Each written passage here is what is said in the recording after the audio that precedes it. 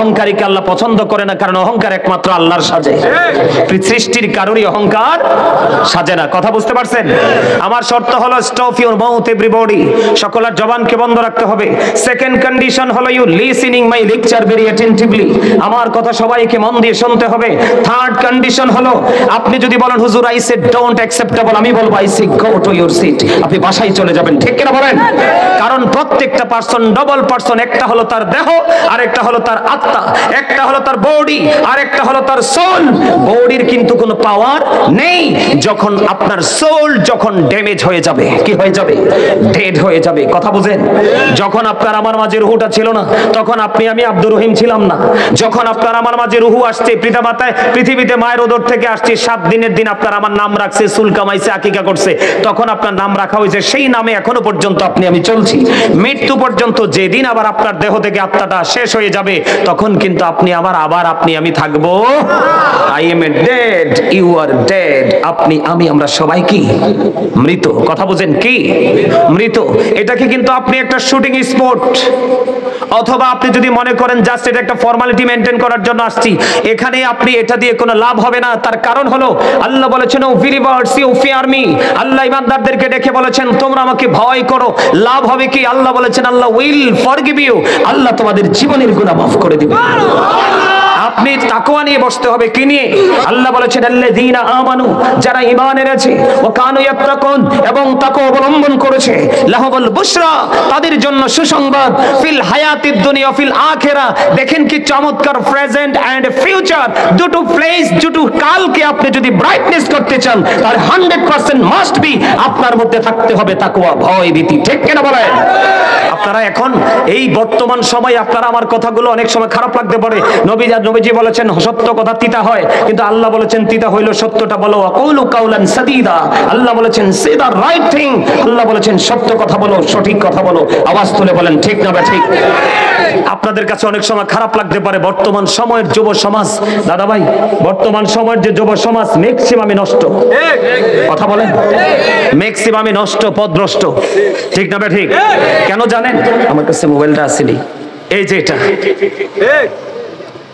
এটা যদিও আমরা তাদেরকে মুখে কি করি, পছন্দ করি না, ভালোবাসি না, কিন্তু আদতে আমরা তাদের যেই কালচার, তাদের যে সংস্কৃতি, এটাকে কিন্তু আমরা আমাদের মধ্যে ঢুকাইছি। বুঝেন না আপনারা? আপনার ছেলেটা যে চুল কাটে, দেখবেন স্টাইলটা পুরো বেঈমানদের স্টাইল। আপনার ছেলেটা যে দাড়ি রাখছে, দেখবেন ইহুদিদের স্টাইল। আমাদের দাড়ি রাখা সুন্নত, আর ইহুদিরা দাড়ি রাখে আমাদেরকে কলঙ্কিত করার জন্য। প্রত্যেকটা সেক্টর, এই যে ছেলেগুলো, ম্যাক্সিমাম ছেলের পরনে দেখছি জিন্স প্যান্ট। কোরআন এবং হাদিস দ্বারা প্রমাণিত এই জিন্স প্যান্ট একজন মুসলমান পুরুষের জন্য 100% নাজায়েজ। এমনি করে করে প্রত্যেকটা জায়গা আপনি টাচ করে দেখেন, ইহুদি নাসারাদেরকে আমরা আপন করে নিয়েছি। মনে রাখতে হবে আল্লাহ রাব্বুল আলামিন বলেছেন দা heretics are the eternal enemy of the believers, ইমানদারদের প্রকাশ্য শত্রু হলো বেঈমান কাফিরেরা। আল্লাহ কোরআনে বলেছে ইন্নাল কাফিরিনা কানু লাকুম আদুওয়াম মুবিনা। আল্লাহ রাব্বুল আলামিন কোরআনে বলেছেন উইদ্দাত লিল কাফিরিন, কাফিরদের জন্য বরাদ্দ করে রেখেছেন আল্লাহ রাব্বুল আলামিন জাহান্নাম, অনন্তকাল জাহান্নামে থাকবে। আর যারা ঈমান আনার পরে তাকওয়া নিয়ে পৃথিবীর যখনই সময় পেয়েছে আল্লাহর গোলামিতে নিজেকে নিয়োজিত রেখেছে, তারা হলো মুত্তাকি। আল্লাহ মুত্তাকিনদের জন্য বলেছে উইদ্দাত লিল মুত্তাকিন, মুত্তাকিনদের ঠিকানা হলো জান্নাত। আল্লাহ বলবে ইউ গো টু প্যারাডাইস, জান্নাতে চলে যাও। আওয়াজ তুলে তুলে বলেন সুবহানাল্লাহ। সব আলেমের সাথে প্রেম করা যাবে না, সব আলেমকে আপন করে নেওয়া যাবে না। হাদিস শরীফের মধ্যে স্পষ্ট এসেছে, আল্লাহ রাসূল বলেছেন কিয়ামতের পূর্বক্ষণে পৃথিবীতে সবচেয়ে নিকৃষ্ট মানুষ হবে একজন আলেম। সেই স্বার্থের জন্য, পৃথিবীর সুবিধার জন্য, পৃথিবীর মুখবিলাসিতার জন্য মন গড়া কথা বলে বলে সাধারণ মানুষকে পথভ্রষ্ট করে দিবে। এই ক্ষেত্রে আল্লাহ রাব্বুল আলামিন পবিত্র কালামে হাকিমে সূরা আলে ইমরানের 185 নম্বর আয়াতের শেষ অংশে বলে দিয়েছেন ওয়ামাল হায়াতুদ দুনিয়া ইল্লা মাতাউল গুরুর, এই দুনিয়ার জীবন, এই পৃথিবীর জীবন একটা ধোঁকা, একটা প্রতারণা। মানুষ ধোঁকা প্রতারণার মধ্যে কেন পড়ে আছে? খারাপ লাগে আমার ওয়াজটা? কার কার কাছে খারাপ লাগে? কারো কাছে খারাপ লাগে না তো? এগুলো কিন্তু সত্য কথা। এই আমরা অন্যায় অপরাধ করি, জুলুম করি, এদিক তাকান, অন্যায় অপরাধ করি, জুলুম করি। আপনাদেরকে একটু ভয় ভীতির মধ্যে ঢুকাচ্ছি এই কারণে, যেন আমি যে বিষয়টার মধ্যে ঢুকবো এটা যেন আপনারা সহজে কি করতে পারেন, ক্যাচ করতে পারেন, এটা যেন আপনারা সহজে কাউন্ট করতে পারেন। এই জন্য আমি আপনাদেরকে এই কথাগুলো বলছি। আমার দিকে তাকান। মানুষ অন্যায় অপরাধ করে কি জন্য দেখবেন, একটা মানুষ হালাল পথে চলার জন্য তার ইনকাম সক্ষমতা যতটুকু আছে ততটুকুই কিন্তু এনাফ, কিন্তু অতিরিক্ত করার জন্য মানুষ হারামের সাথে যুক্ত হয়। খেয়াল করবেন আমার কথাগুলো। এখন এইগুলো ওই সে জমা করার পরে সে কিন্তু চলে যায়, কি করে? কবরে চলে যায়, যেই কোনো মুহূর্তে চলে যায়। কিন্তু চলে যাওয়ার পরে এদিক তাকান, চলে যাওয়ার পরে সম্পদগুলো রেখে যায় কার জন্য? ছেলে মেয়ে বউ বাচ্চা নাতি নাতকুর এরার জন্য রেখে যায় না? কথা বলেন না কেন? এদের জন্য তো রেখে যায়। কোরআন শরীফের 19 পারা, কত পারা? কোরআন শরীফের 19 পারা, সূরা শুআরা 88 নম্বর আয়াতে আল্লাহ বলেছেন, ইয়াউমা লা ইয়ানফাউ মালু ওয়ালা বানুন, আপনার ধন সম্পদ সন্তান সন্ততি কাল হাসরের দিন কিচ্ছু কাজে লাগবে না। তাহলে কোথায় ছিলাম এতদিন, কি করলাম এতদিন? তাহলে আপনার আমার এই জীবনে কিছু নিতে পারছি? কিছু নিতে পারি নাই। আপনাদেরকে আরেকটু বলে রাখি, আল্লাহ বলেছেন কি জানেন? আল্লাহ বলেছেন ইন্না বাতশা রাব্বিকা লাশাদীদ, আল্লাহর ধরা বড় শক্ত, আল্লাহর পাকড়াও বড় কঠিন। বান্দাকে আল্লাহ শক্ত করে ধরবে। আল্লাহ বলেছেন ইন্নাল্লাহা সারিউল হিসাব, আল্লাহ হিসাব গ্রহণে অত্যন্ত তৎপর। শক্ত করে ধরবে, হিসাবও শক্ত করে নিবে। এই পৃথিবীতে বিপদ আসলে কিন্তু সাহায্যকারী পাওয়া যায়, অসুস্থ হলে কিন্তু ডাক্তার পাওয়া যায়, হসপিটাল পাওয়া যায়। পাওয়া যায় কি যায় না? মানে যেই কোনো প্রতিকূল পরিবেশকে আপনার আপন করে বা ম্যানেজ করার জন্য কিন্তু একটা অনুকূল পরিবেশ আল্লাহর পক্ষ থেকে তৈরি হয়, হয় কি হয় না? কিন্তু কবরে যখন যাবেন, আপনি যদি বিপদে পড়ে যান, কেমন হবে অবস্থাটা আমি বলি। ওখানে কিন্তু আপনি বাঁচতে পারবেন না, মরতে পারবেন না, পালাতে পারবেন না। আল্লাহ বলেছেন লা ইয়ামুতু, মরার কোনো সুযোগ নাই। ফিহা ওয়ালা ইয়াহইয়া, বাঁচারও কোনো সুযোগ নাই। ওমা হুম আনহা বিগাইবিন, ওখান থেকে পালাবারও কোনো সুযোগ। তাহলে আমাদেরকে সচেতন হওয়ার দরকার আছে না নাই? কথা বলেন। এই সচেতনতার মধ্যে গুরুত্বপূর্ণ একটা পয়েন্ট হলো পিতামাতা। ঠিক, আরো জোরে কয় না। এই সচেতনতার মধ্যে গুরুত্বপূর্ণ একটা জায়গা কি? পিতামাতা। আল্লাহ কোরআনে বলেছেন ওয়াবুদুল্লাহ ওয়ালা তুশরিকু বিহি শাইয়্যান ওয়া বিল ওয়ালিদাইনি ইহসানা। আল্লাহ রাব্বুল আলামিন বলে দিয়েছেন তোমরা আল্লাহর ইবাদত করো। কি করো? আল্লাহর সাথে কোনো কিছুকে শরীক করো না। কিছু কি বলার জন্য দাঁড়ায় রয়েছেন? কিছু বলার জন্য দাঁড়ায় রয়েছেন? আমার দিকে মাহফিল কমিটি এমনি চাইলে আমি ডরাই। ঠিক আছে, কি কিছু বুঝতে পারছে? না না, এটা এটা কোনো কমিটি টমিটি না, এটা আমার পারিবারিক। আপনি নিজস্ব প্রোগ্রাম তো বুঝতে পারছি। না, আমার কোনো সমস্যা নাই। এখানে আপনি সমস্যা নাই। তাহলে আপনি একটু মানে মায়াবী নজরে নরমাল স্টাইলে হয় বসেন, না হয় কিছু একটা করেন। আপনি যেমনি মাঝে মাঝে চান, আমার কাছে মনে হয় যে কিছু একটা লেখবো আমার কাছে, বুঝছেন? আমাদেরকে পরিচয় করানোর জন্য তাড়াতাড়ি করে না। আপনারা যদি চলে যান তাহলে আমি আপনাদেরকে পরিচয় করিয়ে বিদায় দিব। যদি বলেন যে না হুজুর একটু বসবো, সময় দিব, তাহলে আপনাদের বিদায় বেলাটাই যদি পরিচয় করে দুটোটা একসাথে হবে, এটা বেস্ট হবে। ঠিক আছে, কথা বলেন। আপনারা হচ্ছেন ভিআইপি পারসন, অনারেবল পারসন। ঠিক আছে, কি বলছি বুঝতে পারছেন? আলহামদুলিল্লাহ, আরো জোরে করুন আলহামদুলিল্লাহ। আচ্ছা, আলহামদুলিল্লাহটা এখনো পর্যন্ত মজা হয় নাই কেন? অল প্রেজ ইজ টু আল্লাহ, সমস্ত প্রশংসা আল্লাহর। কেন জানেন? আল্লাহ বলেছে আল্লাহ ক্রিয়েটেড দ্য মাইন্ড। আল্লাহর ইচ্ছে মতো করে, মন মতো করে আপনাকে আমাকে কি করছে? কি মজার কথা না? আল্লাহ বলেছে সূরা 3-এ বলেছেন আপনার আবার গঠন প্রণালী এত সুন্দর। আল্লাহ সূরা 3-এ বলেছেন বিউটিফুল শেপ, অত্যন্ত সুন্দর আপনার গঠন প্রণালী, আমার গঠন প্রণালী। জোরে কন্যা সুবহানাল্লাহ। এই সুন্দর মানুষগুলোকে সুন্দর রাখার জন্য চিরকাল আল্লাহ কয় আমি তোমাদের জন্য সুন্দর একটা রাস্তা বরাদ্দ করেছি। সেই রাস্তার নাম হলো ইন্নাদ দীনা ইনদাল্লাহিল ইসলাম। Islam is not only a religion but also complete code of life. আপনার আমার পরিপূর্ণ এবং পূর্ণাঙ্গ জীবন ব্যবস্থা ইসলামের মধ্যেই আছে। আওয়াজ তুলে কোন সুবহানাল্লাহ, আর জোরে। এখন এই ইসলামের পথ সঠিকভাবে দেখানোর জন্য আপনার আমার জন্য পৃথিবীতে আপনার আমার মুক্তির দূত হয়ে এসেছে আপনার আমার প্রাণের নবী। জোরে কন্যা সুবহানাল্লাহ। আপনাদের পাশে শাহপুর দরবার শরীফ ডক্টর আহমদ পেয়ারা বাগদাদি পীর সাহেব কেবলা, তিনি বুশরা ইউনিভার্সিটির ইংলিশ লেকচারার ছিলেন। জবরদস্ত একজন আল্লাহর ওলি ছিলেন। আপনারা যারা কাছ থেকে দেখছেন, ওনার অনেক কিছু কারামত দেখছেন আপনারা। ওনার একটা বক্তব্য, ওনার অনেকগুলো কিতাব আমার দেখার সৌভাগ্য হয়েছে। ওনার একটা বক্তব্য আমার বেশি হৃদয় ছুঁয়েছে। উনি বলেছিলেন of all the the great religious personalities of all prophet Muhammad Rasulullah sallallahu alaihi wasallam was the most successful. আওয়াজ তুলে বলেন আল্লাহু আকবার। আমরা এমন একজন নবীর উম্মত হয়েছি যেই নবী পৃথিবীতে যত নবী রাসূল এসেছে সকল নবী রাসূলের মধ্যে ইমামতি থেকে রাজনীতি থেকে ইমামতি প্রত্যেকটা জায়গায় তিনি মোস্ট সাকসেসফুল দ্বারা সবচেয়ে সফল বুঝিয়েছেন। আওয়াজ তুলে কোন সুবহানাল্লাহ। আরো জোরে। সেই নবীকে পেয়ে আপনি আমি খুশি না? আরো জোরে বলেন না। আমেরিকার গবেষক মাইকেল এইচ হার্ট তিনি বলেছেন the 100 A ranking of the most influential person in the history. তিনি 100 জন প্রভাবশালীর তালিকা করলেন। ইনফ্লুয়েন্সিয়াল দ্বারা তিনি আপনার আমার প্রাণের নবীকে শ্রেষ্ঠ সফল হিসেবে আখ্যায়িত করেছেন, সবচেয়ে বেশি প্রভাবশালী হিসেবে আখ্যায়িত করেছেন। আওয়াজ তুলে কোন সুবহানাল্লাহ। আরো জোরে। আমরা সেই নবীর উম্মত হয়েছি। আমরা যদি নবীজিকে ভালোবাসতে পারি তাহলে আমরা আল্লাহকে পাবো। বিন্দু পরিমাণ যদি চুল পরিমাণ নবীর সাথে গুস্তাখি হয় আপনার আমার দুনিয়া এবং আখিরাত দুটোই, কথা বলেন না কেন, দুটোই কি? আল্লাহ কোরআনে কি বলেছে জানেন? আল্লাহ বলেছেন সে ইফ ইউ টু লাভ আল্লাহ, যদি তোমরা আল্লাহকে ভালোবেসে থাকো, ফলো মি মুহাম্মদ সাল্লাল্লাহু আলাইহি ওয়াসাল্লাম, মুহাম্মদ সাল্লাল্লাহু আলাইহি সাল্লামের অনুগত হয়ে যাও, আল্লাহ উইল লাভ ইউ, আল্লাহ তোমাদেরকে ভালোবাসবে, এন্ড ফরগিভ ইউর সিনস, আল্লাহ তোমাদের জীবনের গুনাহ মাফ করে দিবে। আপনি সব করলেন কিন্তু মা বাবাকে ভালোবাসলেন না, এই কর্ম কি আপনার কাজে লাগবে? কথা বলেন কাজে লাগবে? এদিক তাকান, paradise of the child under the feet of the mother, মায়ের পায়ের নিচেই সন্তানের জান্নাত। ইন্নাল জান্নাতা তাহতা আকদামিল উম্মাহাতিকুম, তোমাদের মায়ের পায়ের নিচেই তোমাদের জান্নাত। জোরে কোন সুবহানাল্লাহ। নামাজ হলো জান্নাতের চাবি। কি? নামাজ হলো জান্নাতের মিফতাহুল জান্নাতিস সালাহ।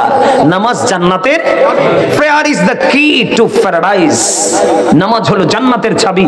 এখন আপনার জান্নাতের চাবিও লাগবে এবং জান্নাতটাকেও খুঁজে বের। এখন আপনি জান্নাতের চাবির জন্য পেরেশান হয়ে গেলেন কিন্তু জান্নাতটাকে খুঁজে পাওয়ার জন্য আপনি পেরেশান হলেন না। আপনি চাবি দিয়ে কি করবেন? জান্নাতে যদি খুঁজে না পান, কথা কোন? আমার কথা সহজে বুঝতে পারছেন আপনারা? এটা এই জন্য বলেছি আমাদের সমাজে অনেক পাক্কা মুসল্লি আছে, নামাজ এক ওয়াক্ত কি করে না, মিস দেয় না, মনে করে যে নামাজ দিয়ে শুধু সে জান্নাতে চলে যাবে, কিন্তু সে জানে না কত অসংখ্য নামাজি জাহান্নামে যাবে। আপনার নামাজের কোনো কমতি নেই কিন্তু বাসায় গিয়ে দেখেন বাবা মার সাথে ভালো আচরণ। আপনি শুধু বাবা মা এমন একটা জিনিস, আপনি শুধু দুনিয়ায় না যে জিন্দা তাদেরকে ভালোবাসবে এমন না, মরার পরেও তাদেরকে ভালোবাসতে হবে। কি করতে হবে? মরার পরেও তাদেরকে ভালো। আল্লাহ কি বলেছেন? ওয়া'বুদুল্লাহা ওয়া লা তুশরিকু বিহি শাইয়্যান ওয়া বিল ওয়ালিদাইনি ইহসানা। আল্লাহ বলেছেন তোমরা আল্লাহর ইবাদত করো, আল্লাহর সাথে কোনো কিছুকে শরীক করিও না। ওয়াবিল ওয়ালিদাইনি ইহসানা, মা বাবার সাথে সুন্দর মিষ্টি ভদ্র ভালো জেন্টেল আচরণ করো। জোরে জোরে কন্যা আল্লাহু আকবার। এটা কোরআনের কথা। কিসের কথা? এই জন্য আমি বলি we should Obi our parents. আমাদের প্রত্যেকের উচিত আমাদের পিতামাতাকে মান্য করা। আর মা বাবারও কিন্তু একটা দায়িত্ব আছে। সন্তান কিন্তু জন্ম দেওয়ার পরে ছেড়ে দিলেই চলবে না, মা বাবার একটা দায়িত্ব আছে। তখনই সন্তান সন্তানের মতো ভূমিকা রাখবে, যখন সে বেড়ে উঠবে ধীরে ধীরে সন্তান সন্তানের মতো ভূমিকা রাখবে। বাবা মাকে বলবো every parent should take care their children very carefully. প্রত্যেকটা পিতামাতার উচিত তাদের সন্তানের দায়িত্ব যত্ন সহকারে পালন করা। কেন পালন করা? আল্লাহর হাবিব বলেছেন আদিবু আওলাদাকুম আলা সালাতি খিসালিন হুব্বি নবিয়িকুম ওয়া হুব্বি আহলি বাইতিহি ওয়া আলা কিরাতিল কুরআন। রাসূল বলেছেন তোমরা তোমাদের সন্তানদেরকে তিনটি বিষয় শিক্ষা দাও। কয়টি বিষয়? রাসূল বলেছেন হুব্বি নবিয়িকুম ওয়া হুব্বি আহলি বাইতিহি ওয়া আলা কিরাতিল কুরআন। নবীজি বলেছেন তোমরা তোমাদের সন্তানদেরকে তিনটি বিষয় শিক্ষা দাও। Teach the love of the prophet, teach the family love, learn to recite the holy Quran. নবীজি বলেছেন তোমরা তোমাদের সন্তানদেরকে তিনটি বিষয় শিক্ষা দাও। একটা হলো নবীর মহব্বত, একটা হলো নবীর আহলে বাইতের মহব্বত, আর একটা হলো কোরআন তেলাওয়াত। আপনি সন্তানকে তিনটা বিষয় শিক্ষা দিয়ে দেখেন সন্তান কোনোদিনও পথভ্রষ্ট হবে না। আজকে আপনি তো সন্তানকে এই শিক্ষাগুলো দিচ্ছেন না।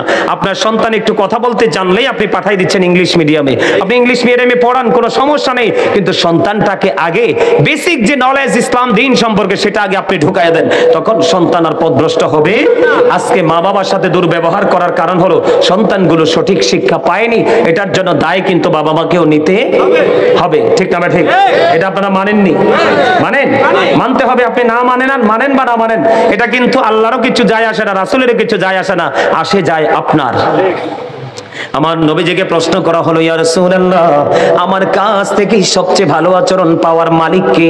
আমার নবীজি বললেন, ক্বালা উম্মুকা, তোমার মা। আবার প্রশ্ন করা হলো, ক্বালা সুম্মা মান, তারপর কে? নবীজি বললেন, ক্বালা উম্মুকা, তোমার মা। আবার প্রশ্ন করা হলো, ক্বালা সুম্মা মান, তারপর কে? নবীজি বললেন, ক্বালা উম্মুকা, তোমার মা। আবার প্রশ্ন করলেন, ইয়া রাসূলুল্লাহ, ইয়া হাবিবাল্লাহ, নবী গো, আমার কাছ থেকে ক্বালা সুম্মা মান, তারপর কে? আমার নবীজি বললেন, ক্বালা আবুকা, তোমার বাবা। জোরে জোরে কন্যা সুবহানাল্লাহ। আমার নবীজিকে জনৈক এক ব্যক্তি এসে প্রশ্ন করলো, ইয়া রাসূলুল্লাহ, ইয়া হাবিবাল্লাহ, নবী গো, ও প্রাণের নবী, নবী, আমার বাবা, খেয়াল করেন এখনকার ছেলেরা বাবা মার সাথে কত বেয়াদবি করে।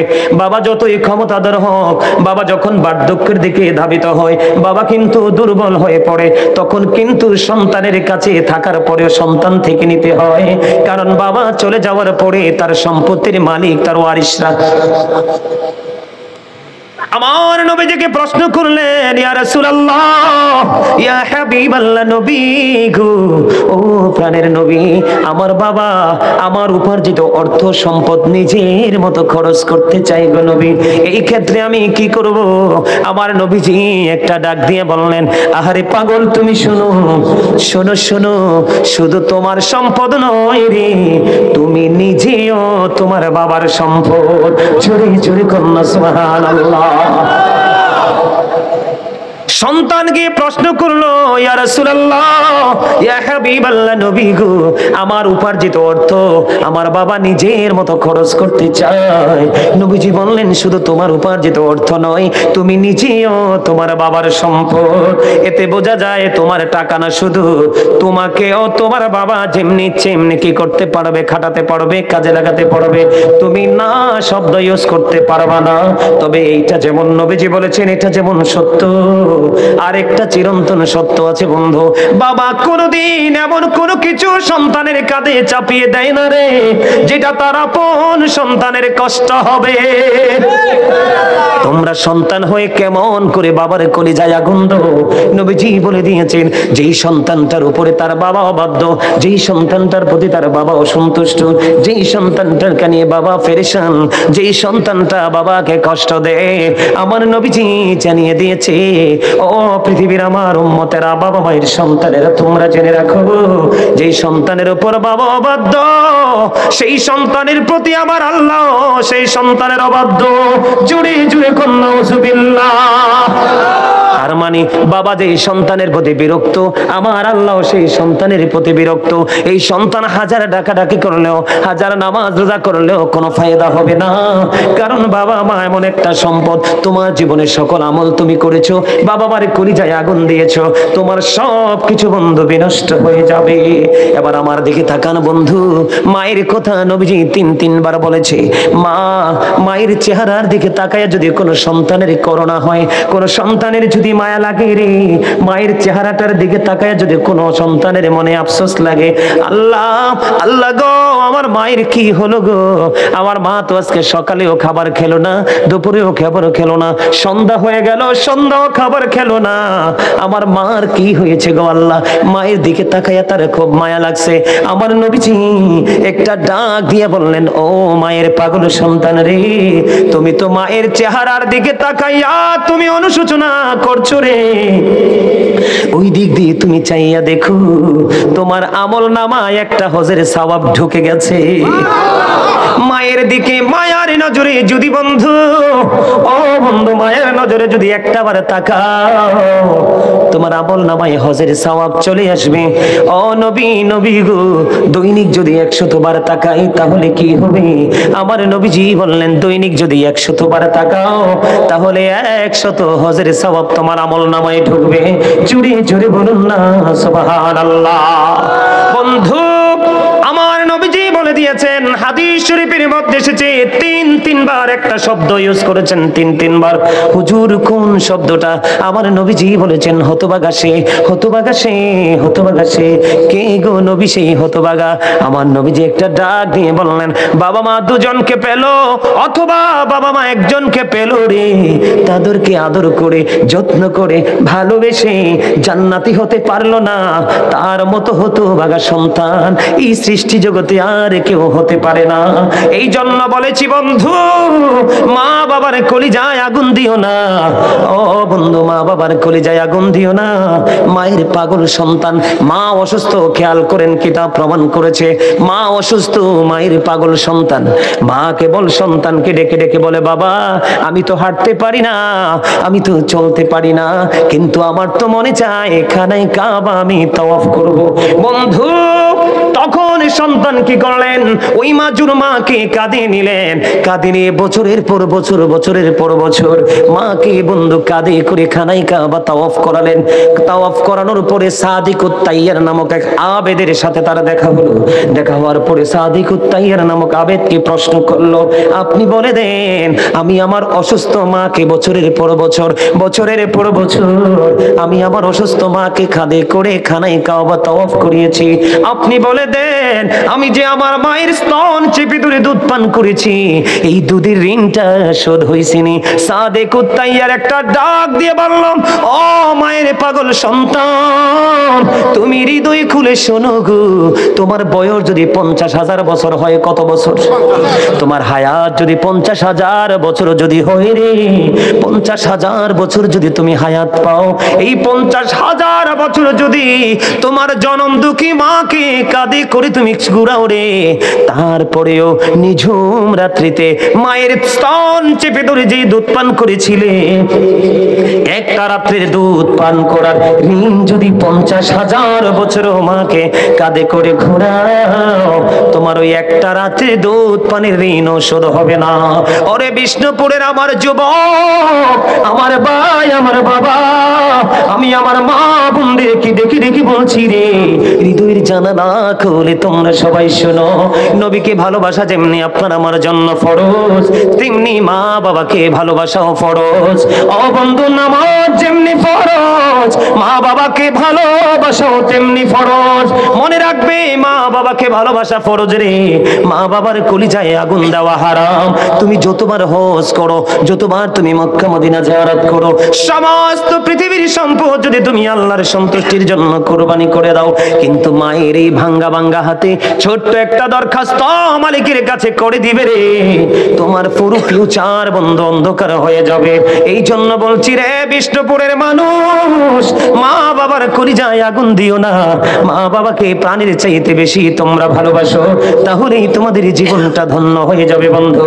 আল্লাহর কাছে সবচেয়ে বড় পছন্দের কাজ হলো সময় মতো নামাজ পড়া। আল্লাহর কাছে সবচেয়ে বড় পছন্দের কাজ হলো মা বাবার সাথে প্রেমময় আচরণ করা। আল্লাহর কাছে সবচেয়ে বড় পছন্দের কাজ হলো দ্বীনের জন্য যুদ্ধ করা। তাহলে মা বাবাকে ভালোবাসার দরকার আছে না নাই? আপনারা ভালোবাসবেন কিনা? এখন আপনারা অনেকেই মনে মনে ভাবতে পারেন, বাস্তবতা যেটা, অনেকেই কিন্তু বাবা মা থাকতে বন্ধু গরিব ছিল, আজকে পয়সাওয়ালা হয়েছে, তার মনের ঘরে কলিজায় আগুন জ্বলে, মালিক দৌলত দিয়েছ এমন সময় গো বন্ধু, মাও নাই বাবাও নাই গো, মা বাবাকে কিছুই করতে পারিলাম না। এই ক্ষেত্রে আমার নবীজি বলে দিয়েছেন, প্রত্যেকটা জুমার দিনে তুমি বাবা মার জুমার নামাজ আদায় করে প্রত্যেকটা জুমার দিনে তুমি বাবা মার কবর জিয়ারত করতে চলে যাও। আমার নবীজি বলেছেন, তোমাকে বাবা মার বাধ্য সন্তান হিসেবে আল্লাহ কবুল করে নেবে। জোরে জোরে কন্যা সুবহানাল্লাহ। আপনি বাবা মা চলে গেছে বন্ধু, আজকে 3 ভাই মিলে আজকে মাহফিলের আয়োজন করলো রে, আপনিও তেমনি ভাবে বড় করে না পারলে ছোট্ট করে বন্ধু মিলাদের আয়োজন করেন, বাড়িতে মানুষকে খাওয়ান। এখন কিন্তু কিছু কাঠমোল্লা বের হয়েছে, মা বাবার মৃত্যুবার্ষিকীতে খাওয়ানো বেদাত বলে, আছে না নাই? আমি আপনাদেরকে বলে যাই, আল্লাহ রাসূল বলেছে আল্লাহর কাছে দুটি কাজ সবচেয়ে বেশি পছন্দের। একটা হলো পরিচিত হোক অপরিচিত হোক, দেখা মাত্রই মুসলমান এক মুসলমানকে সালাম দিয়ে দেওয়া। আরেকটা হলো কোন মানুষকে বন্ধু আত্মতৃপ্তির সাথে পেট ভরে খাইয়ে দেওয়া। এখন আপনি মৃত্যুবার্ষিকী দোয়ার আয়োজন করে মেহমানকে ডাকেন কিনা? আরো জোরে বলেন। আশেপাশের মানুষকে খাওয়ান কিনা? এইদিকে তাকান। এই জায়গাতে আমি দুটো হাদিস অ্যাড করব বন্ধু। কয়টা হাদিস? আমার নবীজি বলেছেন, তোমরা যখন রান্না করো, রান্না করে তরকারিতে একটু ঝোল বাড়াইয়া দিও, যেন তুমি তোমার পাশের গরিবকে দিতে পারো, খাওয়াতে পারো। জোরে কোন না সুবহানাল্লাহ। মা আয়েশা সিদ্দিকা রাদিয়াল্লাহু তাআলা আনহা থেকে হাদিস কানা বর্ণিত। আপনারা আমার প্রাণের নবীকে প্রশ্ন করলেন, ইয়া রাসূলুল্লাহ, ইয়া হাবিবাল্লাহ, নবী গো, আমার দুইজন প্রতিবেশী আছে। কয়জন? আমার দুইজন প্রতিবেশী আছে, আমি তাদেরকে কিছু দিতে চাই। ওগো নবী, আমি আগে কাকে দিব আপনি বলে দেন। ইয়া রাসূলুল্লাহ, ইয়া হাবিবাল্লাহ, নবী গো, আপনি বলে দেন, আপনি সমাধান করে দেন, আমি কাকে আগে দিব। আমার নবীজি জানিয়ে দিয়েছেন, যার ঘর তোমার ঘরের খুব কাছে রে, তুমি তাকে আগে দাও, তাকে আগে খাওয়াও। জোরে জোরে সুবহানাল্লাহ, জোরে জোরে কন্যা সুবহানাল্লাহ। বন্ধু, আমার নবীর আদর্শ যখন আপনার মধ্যে চলে আসবে, আল্লাহকে আপনি খুঁজতে হবে না, আল্লাহ অটোই বন্ধু আপনার হয়ে যাবে। বুখারী শরীফের মধ্যে এসেছে হাদিস খানা। আমার নবীজির কাছে একদিন এক ক্ষুধার্ত ব্যক্তি আসলেন, পথিক আসলেন, ডেকে ডেকে বলছে, খেয়াল করেন বন্ধু, নবী গো, পেটে খিদা, একটু খাবার দেন না। এবার নবীজি একজন বিবির কাছে খবর পাঠালেন। বিবি বললেন, আল্লাহি নবী গো, আল্লাহর কসম করে বলছি, গড়ে পানি ছাড়ার কিছু নাই গো নবী। এবার আমার নবী আরেকজন বিবির কাছে পাঠালেন, বিবি ঘরে কি আছে পাঠাও। ওই বিবি আবার আগের মতো খবর দিলেন, নবী গো, আমার ঘরে পানি ছাড়ার কিছু নাই। এবার আমার নবীজি বললেন, এবার উপস্থিত সাহাবায়ে কেরামদেরকে বলতে লাগলেন, খেয়াল করেন, মানুষকে খাওয়াইলে আমার আল্লাহ কত বেশি খুশি হয় বন্ধু। একটা বিবি খবর দিলেন পানি ছাড়া কিছু নাই, আরেকটা বিবি খবর দিলেন পানি ছাড়া কিছু নাই। এই ক্ষেত্রে আমার নবীজি উপস্থিত সাহাবায়ে কেরামকে ডেকে ডেকে বললেন, তোমাদের মধ্যে কে আছো এই মেহমানকে আজকে মেহমানদারি করবা? এবারে এক আনসারী সাহাবী দাঁড়িয়ে বললেন, ইয়া রাসূলুল্লাহ, আমি তার মেহমানদারি করব। আমার নবীর শিক্ষা, আমার নবীর আদর্শটা কত প্রেমময়, দেখেন কত মধুর। এবার কি করলেন, ওই আনসারী সাহাবী মেহমান নিয়ে বাড়ি চলে গেলেন। বাড়ি গিয়ে বলতেছেন, বিবি, বিবি রে, ঘরে কোনো খাবার আসেনি রে বিবি। এবার বিবি একটা ডাক দিয়ে বললেন, নবী। এবার স্বামীকে বললেন, স্বামী গো, ঘরে অত বেশি কোনো খাবার নাই, আমাদের ছোট্ট একটা বাচ্চা আছে গো স্বামী, ওই ছোট্ট বাচ্চাটার জন্য একটুখানি খাবার বরাদ্দ আছে, একটুখানি খাবার আমার ঘরে বরাদ্দ করে রেখেছি, বাচ্চার খাবার। খেয়াল করেন, এখনকার বউরা, এখনকার ছেলেরা বাচ্চাকে খাওয়ানোর জন্য মায়ের দুধ বন্ধ, মায়ের খাবার লুকায়। কথা বলেন না কেন? মা দেখে ফেলবে, বাবা দেখে ফেলবে, বাচ্চাকে লুকিয়ে লুকিয়ে খাওয়ায়। এটা তুমি আজকে তোমার মা বাবার সাথে যেমন করবে, তুমি তার চেয়ে বেশি লাঞ্ছিত হয়ে পৃথিবীতে থেকে যাবে, মনে রেখো বন্ধুরি আমার। এবার স্বামীকে বললেন, বিবি, স্বামী গো, বাচ্চাটার খাবার ছাড়া আর তো কিছু নাই গো। এবার স্বামী বিবিকে ডাক দিয়ে বললেন, বিবি, বিবি রে, আজকে আমার নবীর কাছ থেকে চেয়ে আমি মেহমান নিয়ে আসছি রে বিবি। সন্ধ্যা যখন হবে প্রদীপটা তুমি নিভাইয়া দিও, প্রদীপটা নিভাইয়া বাচ্চাটাকে কৌশল করে ঘুম পাড়াইয়া দিও। ওই বাচ্চার খাবার আজকে আমি মেহমানকে খাইয়ে দিব। চলে বলেন না সুবহানাল্লাহ। এই প্রেমের ওয়াজ তো শুনবেন না, শুনবেন বেদাত বলে যারা আপনাকে দূরে সরাইতে পারে, বেদাত বলে আপনার আমলকে যারা ছোট করতে পারে, তাদের দিকে আস্তে আস্তে আপনার বাচ্চারা ঝুঁকছে। এটাই হলো কিয়ামতের আলামত। মনে রাখবেন, ইসলাম যখন পৃথিবীতে এসেছিল, ইসলাম তখন গরিব ছিল, পৃথিবীর অবস্থা ভালো ছিল না। যখন ইসলাম পরিপূর্ণতা পেয়েছে পৃথিবীতে, পৃথিবীর অবস্থা ছিল, পৃথিবীর সোনালী দিন পার করেছে, ঠিক কিনা বলে? এখন আবার ধীরে ধীরে ইসলাম গরিব হয়ে যাচ্ছে, পৃথিবী ধ্বংসের দিকে ধাবিত হচ্ছে।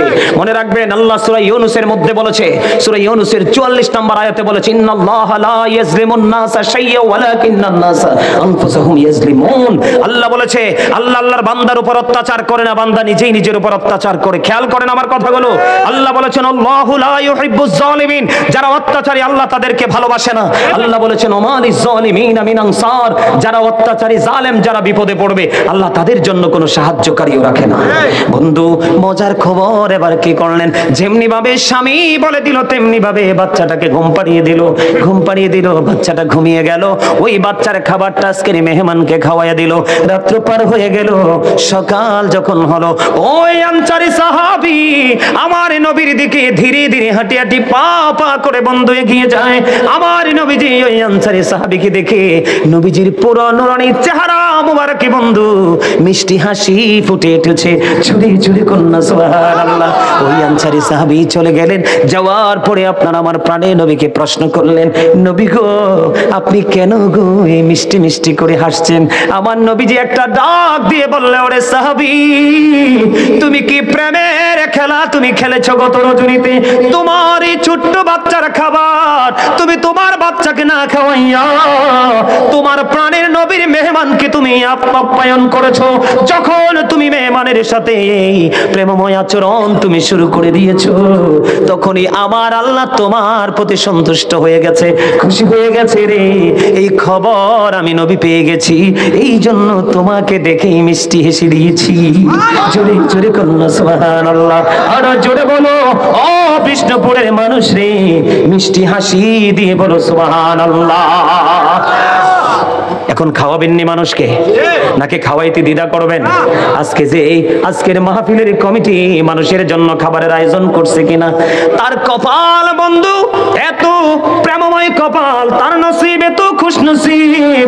আমার নবীজি বলে দিয়েছে, মুসা নবীর প্রশ্নের জবাবে আমার আল্লাহ 3টি উত্তর দিয়েছিলেন। আল্লাহ খুশি হইলে বাবা মার কোলে মেয়ে দেয়। এখন বাবা মার উপরে আল্লাহর গজব পড়ে মাইয়া হইলে, কথা কন না কেন, ঠিক না ব্যাঠি? 3টা কন্যা সন্তান যেই বাবার তার জন্য 3টা জান্নাত, 2টা কন্যা সন্তান যেই বাবার তার 2টা জান্নাত। হাদিসের রাবী বলেছেন, আমি আমার নবীকে একটা কন্যা নিয়ে প্রশ্ন করিনি, যদি করতাম আমার মনে হয় নবীজি বলতো একটা কন্যার পিতামাতারও জান্নাত। তবে বেয়াদব কন্যা সন্তান নয়, যারা নূরের আলোয় আলোকিত হয়ে বেড়ে উঠবে, ঠিক না বেঠে? আল্লাহ খুশি হইলে কি করে? কন্যা সন্তান দেয়। আল্লাহ খুশি হইলে পৃথিবীতে বৃষ্টি দেয়। আল্লাহ খুশি হইলে আপনার বাড়িতে মেহমান পাঠায়। মেহমান পাঠাইলে, মেহমান আসলে বন্ধু বেজার হইেন না, খুশি হয়ে আপ্যায়ন করবেন। এটা আমার নবীর একটা প্রেমময় সুন্নাহ। জোরে জোরে কন্যা সুবহানাল্লাহ। বাবা মার জন্য দোয়ার আয়োজন করে গরিব দুঃখীকে খাওয়াবেননি? সবাই খাওয়াবেন। তৌফিক থাকলে আন, তৌফিক না থাকলে দরকার নাই। কোরআন খতম পড়াবেন, মিলাদ পড়াবেন, মাহফিল করাবেন, বাবা মার জন্য দান সদকা করবেন। আটলান্টিক মহাসাগরে পড়ে একটা মানুষ যেমনি সাহায্য খোঁজে, কবরবাসীরাও ঠিক তেমনি কবরে এরকম সাহায্য খুঁজতেছে। যখন বন্ধু তার আপন স্বজন কোনো হাদিয়া উপটোকন পাঠায়, এটা পাহাড়ের এনে বড় করে ওই আপন স্বজনের কবরে আল্লাহ পৌঁছে দেয়। জোরে জোরে কন্যা সুবহানাল্লাহ। তাহলে মা বাবাকে মরার পরেও ভালোবাসা যায়, আপন করে নেওয়া যায়। বন্ধু আমার দিকে তাকান। এই রে, তুমি হাসলা কেন? তোমার হাসির কারণটা কি একটু বলো? আরে আমারে তোমার পছন্দ না হইতে পারে, কথাগুলো কি আমার না? কথা তো কোরআন এবং হাদিসে। তোমার এখানে বসেও হাসি আসে, ছি ছি ছি ছি ছি, আফসোস। অবাক লাগলো, এর হাসির মধ্যে কোনো ধরনের কোনো জড়তা ছিল না, একদম ক্লিয়ার। আমার দিকে তাকান বন্ধু, আমি একটা এক্সাম্পল দেই। বনি ইসরাইলের বুখারী এবং মুসলিম শরীফের হাদিস, অনেক লম্বা হাদিস। শুধু মা বাবার সাথে যুক্ত যেই জায়গাটা আপনাদের সামনে তুলে ধরি। মা বাবার ভালোবাসা সন্তানকে কতটা আল্লাহর রহমতের ছায়া তলে জায়গা করে দেয় বন্ধু। বনি ইসরাইলের 3জন লোক, কয়জন? খেয়াল করেন, কয়জন লোক?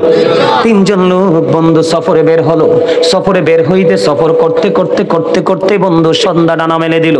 তখন তারা আশ্রয় খুঁজতেছিলেন। তখন তারা একটা পাহাড়ের গুহার মধ্যে ঢুকে গেল। কোথায়? পাহাড়ের গুহার মধ্যে ঢুকে গেল। পাহাড়ের মধ্যে ঢোকার পরে এবার বন্ধু সিহাসিত্তার অন্যতম গ্রন্থ বুখারী শরীফ, বুখারী শরীফের মধ্যে এসছে হাদিস খানা বন্ধু। আমি এতটা মুগ্ধ হয়েছি, এতটা প্রেমে পড়েছি, বিশ্বাস করবেন ও বন্ধু বলে বোঝাতে পারবো না। 3জন লোক পাহাড়ের গুহার মধ্যে ঢুকলো। ঢোকার পরে হঠাৎ করে তারা দেখতে পাইলেন ভিতরে ঢোকার পরে এত বিশাল পাহাড় বন্ধু, বিশাল পাথরে ধসে পড়লো পাহাড়ের উপর থেকে, ধসে পড়ে ওই তারা যেই দরজাটা দিয়ে ঢুকছে এই দরজাটা বন্ধ হয়ে গেছে। এবার তারা চাইয়া দেখলেন এই যে পাহাড়ের গুহার মধ্যে আমরা ঢুকে গেলাম, বিপদে পড়ে গেলাম, এটা আল্লাহ ছাড়া পৃথিবীর কেউ তো জানে না, এখন আমরা কি করব? এটা হাদিস শরীফের মধ্যে আসছে, সারা পৃথিবীর মানুষ যদি চেষ্টা করে ওই পাথরটা বন্ধু ওই দরজা থেকে সরানো সম্ভব নয়, যদি মালিক যদি দয়া না করে। এত ভয়ঙ্কর এক পাথর দরজা রাস্তাটা বন্ধ করে দিল। তারা চিন্তা করতেছেন, চিন্তা করতে করতে বন্ধু তারা বেহাল হয়ে গেল, কি করব এখন, কি করব? এবার কি করলেন? এবার কি করলেন? তিনজন মিলে চিন্তা করলেন, তিনজন মিলেমিশে চিন্তা করলেন যে আমাদের পার্সোনাল কিছু আমল আছে। কি আছে? পার্সোনাল কিছু আমল আছে আমার। তিনজনের কি আছে? পার্সোনাল স্পেশাল কিছু আমল আছে। তিনজনে মিলে পরামর্শ করলেন আল্লাহর কাছে আমাদের নিজ নিজ আমল দিয়ে আল্লাহর কাছে আজকে দরখাস্ত করব। কি করব? দরখাস্ত করব আমার আল্লাহ এই দরখাস্তের উসিলায়, আমলের উসিলায় আমাদেরকে কি করবে? বিপদ থেকে বাঁচাবে। তিনজন মিলে পরামর্শ করলেন। এর মধ্যে প্রথম জন হলো মা বাবার পাগল সন্তান। সুবহানাল্লাহ। প্রথম সন্তান কি? বাবা মার পাগল সন্তান। তিনজন মিলে বন্ধু পড়ো তারা চিন্তা করে তিনজনের জীবনে তিনটা গুরুত্বপূর্ণ আমল তারা খুঁজে বের করলেন। এর মধ্যে প্রথম যিনি ওনার জীবনের বন্ধু একটা আমল হলো মা বাবার প্রতি গুরুত্বপূর্ণ এক প্রেমের নিদর্শনটা হলো কেমন জানেননি? যেই তিনজনের মধ্যে আজকে একজন বন্ধু পাহাড়ের গুহার মধ্যে ঢুকে বিপদে পড়ে আছে, এই সন্তানটা মা বাবার পাগল। সে ছিল একটা কাঠুরিয়া। কি? সে ছিল একজন কাঠুরিয়া। সকাল যখন হতো বন্ধু দা অথবা কুড়াল নিয়ে তিনি জঙ্গলে যেতেন, কাঠ কেটে বন্ধু এনে তিনি বিক্রি করে তার জীবিকা উপার্জন করতেন। বন্ধু ওনার ঘরে দুধ দোহনের প্রাণী ছিল। আমাদের ঘরে ছাগল থাকে না, গাভী থাকে না, এইরকম বন্ধু দুধের প্রাণী।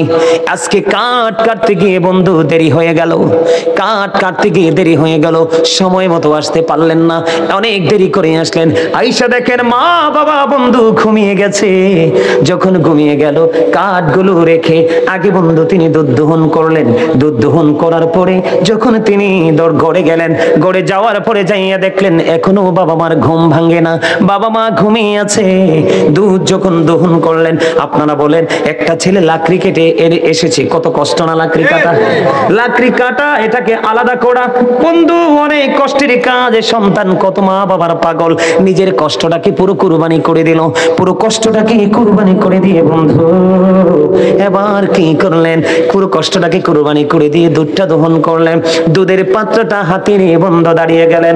হাদিস শরীফের মধ্যে এসেছেন তার ওরসের সন্তান বাবাকে ডাকে, বাবা বাবা গো, দাদু দাদা ঘুমিয়েছে গো, আমাকে একটুখানি দুধ দাও না, আমি দুধ পান করব। কেমন সন্তান?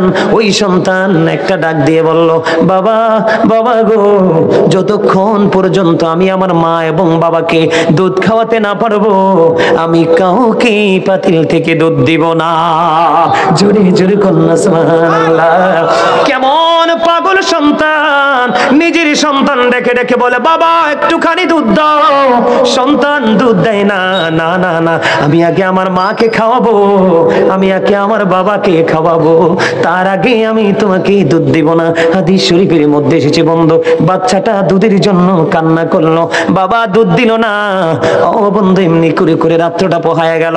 সকাল যখন হলো, আসসালাতু খায়রুম মিনান নাওম, আযান হয়ে গেল, বাবা মার ঘুম ভেঙে গেল এবং বাবা মাও জুটু জুবানে বন্ধ নামাজ পড়লো। আর সন্তান তো দুধের পাত্র হাতে নিয়ে মায়ের দরজায় দাঁড়িয়ে আছে।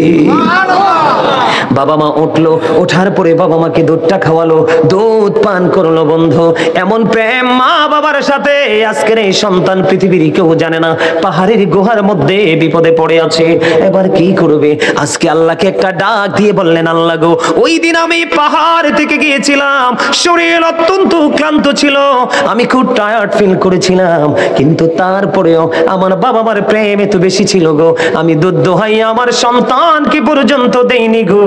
সারাটা রাত ওই মায়ের দরজার পাশে দাঁড়াইয়া রইলাম। আল্লাহ, ওই দিন মা বাবার সাথে মিষ্টি আচরণ করেছিলাম শুধু গো, শুধু তুমি আল্লাহকে খুশি করার জন্য। ওই দিন বাবা মার সাথে যেই আচরণ করেছি, যে ব্যবহারটুকু করেছি, ওই ব্যবহার যদি তোমার কাছে ভালো লেগে থাকে, তাহলে আজকে ওই বিপদ থেকে তুমি আমাকে উদ্ধার করো। ওয়াল্লাহি ওয়াল্লাহি, আল্লাহর কসম করে বলছি বন্ধু, এই হাদিসটা আমি কতবার পড়েছি এটা আমি সংখ্যা গণনা করে বলতে পারবো না। যতই দেখি, যতই পড়ি, ততই যেন প্রেমে পড়ে যাই। কত নিয়ামত আমার ঘরে, আমার আঙিনায় হাঁটাহাঁটি করে রে, আমরা এই নিয়ামতটুকু চিনতে পারি না। এটা কত বড় দুঃখজনক বন্ধু। আজকে সন্তান ওই পাহাড় থেকে দোয়া করতেছে, দোয়া করতে করতে করতে করতে এবার বন্ধু আল্লাহর কাছে যখন দোয়া করো শেষ হয়ে গেল, এবার চাইয়া দেখে রে দরজা থেকে পাথরটা আল্লাহর কুদরতে একটু সরে গেছে। জোরে জোরে বলুন সুবহানাল্লাহ। বন্ধু যদি ওই দুটো বলতে যায় অনেক সময় লাগবে রে। পরে যে দুইজন তাদের জীবন ওই দুইটা অত্যন্ত গুরুত্বপূর্ণ। ওই দিকে যাব না, কারণ মেহমানদেরকে বিদায় দিতে হবে। তারা বসতে চাইলেই কিন্তু বসিয়ে রাখা যায় না, তাদেরকে বিদায় দিব। আলোচনাটা এই বিষয়টাই, টপিকটা আমি শেষ করে দেই বন্ধু, এরপর ওনাদের পরিচয় করিয়ে বিদায় দিব। আমার দিকে তাকান, ঠিক আছে নি? আমার দিকে তাকান। ওয়াজ আপনাদের কাছে ভালো লাগে? ভালো লাগতেছে? আলহামদুলিল্লাহ বলেন। দেখছেন ওনারাও প্রেমে পড়ে গেছে। বাবা মার প্রেম এত মধুর। আরে তারা না থাকলে তো আপনাকে আমাকে কিচ্ছু দিয়ে না যাক, এই যে আপনার আমার দেহটা, এটা কিন্তু তারা কি করে দিয়ে গেছে। অসুখ হইলে মা ওষুধ খায় নাই, সন্তান অসুখ হইলে আগে তারে খাওয়াইছে। কথা কন না কেন? গরিবের ঘর আছে না, পেটের খিদায় মা পেটে পাথর বেঁধেছে, কিন্তু সন্তানকে উপাস। কত কত কত বড় লোকের দরজায় গিয়ে অপমানিত হয়েছে, লাঞ্ছিত হয়েছে, তারপরেও সন্তানের প্রতি বিরক্ত হয় না। ঠিক না? ঠিক রে, বাস্তব কথা কিনা বলেন? সেই মা বাবাকে কষ্ট দেওয়া যায়? আরো ওই দুইজন যখন বন্ধু তাদের নিজস্ব কর্মকে প্রেজেন্ট করে যখন আল্লাহর কাছে ওসিলা দিয়ে দোয়া চাইলেন, ওই পাথরটা একটু একটু করে সরে যায়, তারা বিপদ মুক্ত হয়ে যায়। জোরে জোরে কন্যা সুবহানাল্লাহ। এবার আসেন বন্ধু, আর দুইটো জায়গা আপনাদেরকে নিয়ে একটু বিচরণ করব, কারণ আমার আরো দুইটো বিষয় বাকি আছে, একটু একটু করে আলোচনা করব। বন্ধুরে আমার, মূসা নবী একদিন আল্লাহকে প্রশ্ন করলেন। মূসা কালিমুল্লাহর নাম আপনারা শুনেছেন তো? 1,24,000 নবী রাসূল আল্লাহ কি করেছেন? পাঠিয়েছেন। এর মধ্যে 8 জনকে আল্লাহ স্বর্গীয় উপাধি দিয়েছেন। এর মধ্যে একজন হলো মূসা কালিমুল্লাহ। মূসা স্পোক টু আল্লাহ, মূসা আল্লাহর সাথে কথা বলেছেন। মূসা এমন একজন আল্লাহর নবী। মূসা কালিমুল্লাহ একদিন আল্লাহ রাব্বুল আলামিনকে ডেকে বললেন, আল্লাহ, আমি মূসার সাথে জান্নাতে বন্ধু হয়ে কে যাবে গো? আমার আল্লাহ মূসা কালিমুল্লাহকে জানিয়ে দিলেন, তোমার সাথে জান্নাতে বন্ধু হয়ে যাবে আলী বিন মুআফিক। আল্লাহ গো, সে কোথায় গো? কয় বলকে চলে যাও। এবার মূসা নবী ওই খবর পেয়ে বলকে চলে গেলেন। বলকে যাইয়া দেখলেন আলী বিন মুআফিক বন্ধু এত বিশ্রী, এত কুশ্রী, এত কালো। মূসা কালিমুল্লাহ দেখে আশ্চর্য হয়ে গেলেন, এত বিশ্রী চেহারার মানুষ, এত কালো চেহারার মানুষ, কেমন করে আমি মূসার সাথে বন্ধু হয়ে জান্নাতে যাবে? আপনারা সবাই একটু সামনে আসেন না, ওই যে দেখেন তারা অনেকক্ষণ দাঁড়ায় রয়েছে কষ্ট করে। আমি আগে আপনাদেরকে বলছিলাম, এই তুমি আসো এখানে, বাবু আসো, তোমার সামনে খালি জায়গা, আসো ভাই, আপনারা দয়া করে সামনে আসেন। নবীজির সুন্নাত হলো আপনি বসবেন, আপনার সামনে আশেপাশে জায়গা থাকলে আপনার ভাইকেও বসতে দিবেন। সবাই আসেন, এই যে ভাইয়ের আপনারা সবাই আসেন না দয়া করে, এই যে ওই মানুষগুলো এই অনেকক্ষণ ধরে দাঁড়িয়ে আছে, সবাই আসেন। আসেন না সবাই? সবাই আসেন, সবাই আসেন। আরে ভাই, ওনাদেরকে বসতে দেন না, আসেন সবাই আসেন, আরো জোরে বসেন। ইয়া রাসূলুল্লাহ, ইয়া হাবিবাল্লাহ, ইয়া রাসূলুল্লাহ, ইয়া হাবিবাল্লাহ, আমার মতের নিদান কালে আসিও নবী গো, আমার শিয়রে দেখিব আপনাকে আপন নজরে। ইয়া রাসূলুল্লাহ, ইয়া হাবিবাল্লাহ, ইয়া রাসূলুল্লাহ, লা শুনেছি হাদিসে দেখিলে আপনাকে জীবনের গোনা ঝরিয়ে পড়ে, দিও গো দেখা দয়া করে।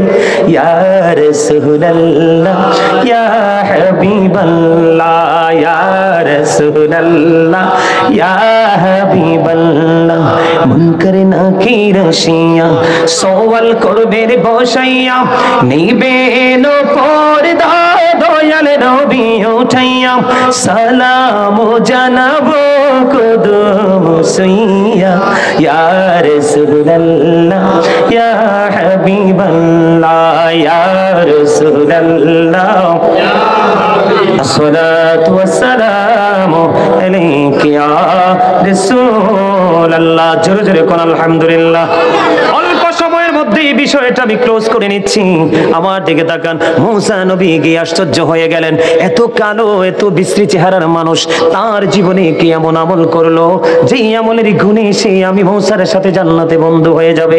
মুসা কালিমুল্লাহ এবার বন্ধু ওই আলী বিন মুআফিকের কর্মটা দেখতেছিলেন। সে ছিল একজন গোশত বিক্রেতা, যাকে আমরা বাঙালিরা বলি কসাই, ঠিক কিনা বলেন? তার নাম হলো বন্ধু আলী বিন মুআফিক। ওই কসাই গোশত বিক্রি করতেছে, কিন্তু সবচেয়ে মজার জায়গা হলো পোস্তের পশু জবাই করে বিক্রি করতেছে। কিন্তু সবচেয়ে গুরুত্বপূর্ণ যে জায়গাটা, এটা প্যাকেট করে বন্ধু একটা সাইডে রেখে দিয়েছে। চুরি চুরি কন্যা সুবহানাল্লাহ রেখে দিয়েছে। এবার ওই কসাই গোশত বিক্রি করলো। গোশত বিক্রি করা যখন শেষ হয়ে গেল, এবার বন্ধু ওই আলী বিন মুআফিক তার বাড়ির দিকে রওনা হলো। মুসা কালিমুল্লাহ তার সঙ্গে সঙ্গে বাড়ির দিকে রওনা হলো। যাইতে যাইতে যাইতে যাইতে মুসা নবী যাইয়া দেখলেন তার মা এত বৃদ্ধ, এত বড় বুড়া হয়েছে, হাঁটতে চলতে পারে না বন্ধু। একটা খাঁচার আরামদায়ক একটা খাঁচার মধ্যে বসাইয়া একটা উঁচু জায়গার মধ্যে রেখে এসেছে, যেন কোনো বিষাক্ত পোকামাকড় মাকে ধ্বংস করতে না পারে, ধ্বংসন করতে না পারে। ও বন্ধু এবার গেলেন আলী বিন মুআফিক, সারাদিন গোশত বিক্রি করলেন। যাওয়ার পরে মাকে আরামদায়ক জায়গা থেকে নামালেন, পরিষ্কার পরিচ্ছন্ন করলেন। করার পরে বন্ধু নিজে গোসল করেননি, ফ্রেশ হয়নি, আগে চলে গেলেন বন্ধু মায়ের জন্য খাবার তৈরি করতে। জোরে জোরে কন্যা সুবহানাল্লাহ। মায়ের জন্য খাবার তৈরি করলেন। মুসা নবী দাঁড়িয়ে দাঁড়িয়ে আলী বিন মুআফিকের দৃশ্য দেখে এবার মাকে রুটি বানালেন, গোশত রান্না করলেন। দেখে দেখে বন্ধু সব কাজ সম্পূর্ণ হলো। এবার মুসার যেই সাথে বন্ধু হয়ে জান্নাতে যাবে, ওই আলী বিন মুআফিক গোসল করতে গেল। এবার বুড়িমার দিকে চাইয়া দেখে রে মা আল্লাহর দরবারে দুই হাত তুলে দোয়া করছে। মুসা কালিমুল্লাহ ডাক দিয়ে বললেন, ওগো বুড়িমা বলেন না আপনি কে দোয়া করতেছেন? এবার ওই বুড়িমা প্রশ্ন করলো, কে গো আপনি? আপনাকে তো আমি চিনতে পারিনি। এবার ওই মুসা কালিমুল্লাহ ডাক দিয়ে বললেন, আমি গো তোমার নবী মুসা কালিমুল্লাহ। এবার বুড়িমা তো পাগল হয়ে গেল। আমার এই জীর্ণ শীর্ণ ভাঙ্গা কুটিরে মুসা কালিমুল্লাহ চলে আসলো। কেন গো কেন গো? বুড়িমা আমি কেন এসেছি সেটা আগে তুমি পড়ে জানো, তুমি বলো তুমি কি দোয়া করতেছ? এবার ওই বুড়িমা দেখে দেখে বলে, ওগো নবী আমার সন্তান আমাকে এত বেশি ভালোবাসে, এত মায়া করে, এত আদর যত্ন করে গো, আমি পাগল হয়ে যাই আমার এই ছেলের ভালোবাসা দেখে গো। ওগো নবী আমার নবী তো মুসা, আমি আল্লাহকে সব সময় বলি, আল্লাহ আমার ছেলেকে তুমি জান্নাতে দাও যদি গো, আমার ছেলেটাকে তুমি মুসার বন্ধু বানাইয়া জান্নাতে দিও। জোরে জোরে কন্যা সুবহানাল্লাহ। মুসা নবী ডেকে বলে, বুড়িমা তোমার দোয়া আমার আল্লাহ কবুল করে নিয়েছে। আমি আল্লাহর কাছে জানতে চেয়েছি আমার সাথে কে রে জান্নাতে বন্ধু হয়ে যাবে। আমার আল্লাহ জানিয়ে দিয়েছে তোমার সন্তান আলী বিন মুআফিক। জোরে জোরে কন্যা সুবহানাল্লাহ। ছোট্ট করে আর একটা হাদিসের একটা অংশ বন্ধু, ওটাও অনেক লম্বা হাদিস, ছোট্ট একটা অংশ বলে এই বিষয়টাকে শেষ করে দিব। মেহমানদেরকে বিদায় দিব, কারণ তারা অনেক ব্যস্ত মানুষ, বিজি মানুষ, বসায় রাখা সম্ভব হয় না, উচিত হবে না বন্ধু। তারপরও যতটুকু সময় দিয়েছে আমি আলহামদুলিল্লাহ বলবো। আলহামদুলিল্লাহ বলেন। বন্ধুরে আমার এই হাদিসটাও বুখারী শরীফের একটা অংশ, খেয়াল করেন। বাবা মার ওজন, বাবা মার মর্যাদা কত, তাদের জবান আল্লাহর কাছে কত পবিত্র, কত পছন্দের বোঝানোর জন্য। এখন আমাদের দেশে অনেক মসজিদের ইমাম সাহেব আলেম ওলামা বাবা মাকে কষ্ট দেয়, আছে না নাই? আছে না নাই? লাঠি দিয়া পর্যন্ত বাবার গায়ে আঘাত তোলে। এরকম ইমাম জানা থাকলে তার পিছনে কোনোদিন নামাজ পড়বেন না, কারণ সার্টিফিকেট থাকলে, শিক্ষাগত যোগ্যতা থাকলে শুধু ইমাম হওয়ার যোগ্যতা রাখে না। ইমাম হওয়ার জন্য তার গুড ক্যারেক্টার সম্পূর্ণ হতে হবে, উত্তম চরিত্রের অধিকারী হতে হবে। ও বন্ধু, তার ক্যারেক্টার যদি গুড না হয়, ভালো না হয়, কখনোই সে যতই শিক্ষিত হোক ইমাম হওয়ার যোগ্যতা রাখে না। ঠিক কিনা বলেন?